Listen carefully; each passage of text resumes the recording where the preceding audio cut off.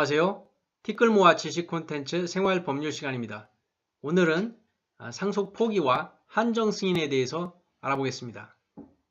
사람이 사망하면 그 가족은 장례를 치르고 나서 가장 고민하게 되는 것이 상속 문제일 것입니다.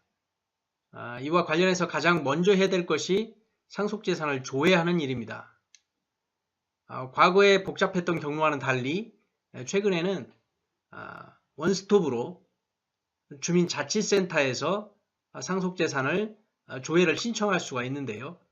2주 정도 후에 인터넷이나 우편으로 금융거래 자료와 연금 정보와 각종 국세, 지방세 체납 현황과 부동산과 예금 등에 대한 재산을 조회할 수가 있습니다.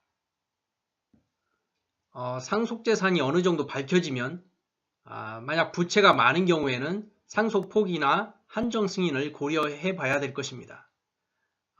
재산이 많다고 한다면 그 절차 없이 단순 승인을 하셔서 협의 분할 상속이라든가 기타 세금 등에 대해서 고려를 해 봐야 될 것입니다. 말씀드린 바와 같이 상속 포기와 한정 승인은 둘 모두 부채가 훨씬 많은 경우에 하게 되는데요. 상속 포기는 재산도 빚도 다 포기를 하는 것이고 후순위 상속자에게 빚이 상속되는 것이고 법원이 상속 포기 심판을 하면 절차가 종료됩니다. 이에 비해서 한정 승인은 재산은 물려받지만 물려받은 재산 범위 내에서만 빚을 갚게 되는 것이고요. 후순위자에게 아무런 빚이 상속되지 않고 한정 승인 심판 후에 청산 절차를 진행해서 상속재산 범위 내에서 채무를 분배를 해주게 되겠습니다. 우리 민법에는 상속 순위가 법정되어 있는데요. 직계 비속과 배우자가 1순위이고 직계 존속이 2순위이고 형제 자매와 사촌 이내의 반계 혈족이 그 뒤순위가 되겠습니다. 예를 들어 아버지가 돌아가셨을 경우에 선순위 상속인은 자녀와 배우자가 될 것입니다.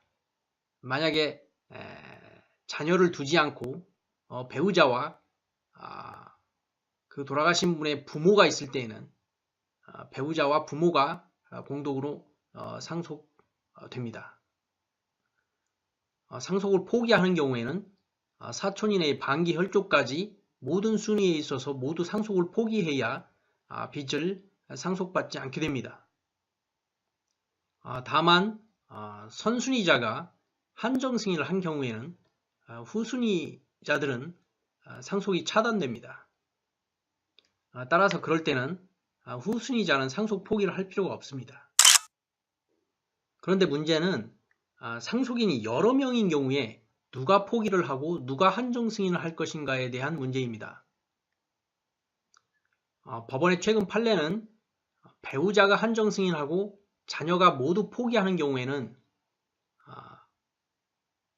배우자와 손자녀가 공동 상속한다 라고 판시하고 있습니다. 이 말은 결국 자녀가 상속을 포기했다 하더라도 손자녀한테로 상속이 되기 때문에 또 손자녀가 상속을 포기해야 하는 그런 절차를 밟아야 되는 번거로움이 있다는 점입니다. 그래서 이 경우의 해결책은 자녀들 중에 한 명을 한정 승인함으로써 후순위로의 상속을 차단할 수 있게 됩니다. 상속 포기와 한정 승인은 고인이 사망한 때로부터 3개월 내에 신청하셔야 되는데요. 그 기간이 지나면 더 이상 상속 포기나 한정 승인을 할 수 없습니다. 하지만 채무가 상속 재산보다 많은 것을 뒤늦게 알게 된 경우에는 그 사실을 안 날로부터 3개월 내에 특별 한정 승인이라고 하는 것을 할 수 있습니다.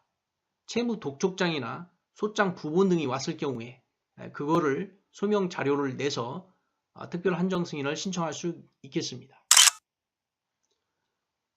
상속을 포기하는 경우에는 법원의 심판으로서 모든 절차가 종료되지만 한정 승인을 하는 경우에는 재산을 분배해야 되는 정산 절차를 거치게 됩니다. 신문 공고와 최고를 통해서 상속 채권자와 유증을 받은 자에게 알려야 되고 자녀재산 분배 방법에 따라서 분배를 해야 되는데요. 공고나 최고를 하지 않는 경우에는 자기 고유재산으로 손해배상 책임을 져야 되는 그런 부담이 있습니다. 상속 문제는 가족이 사망하는 경우에 필연적으로 맞닥뜨리게 되는 문제입니다.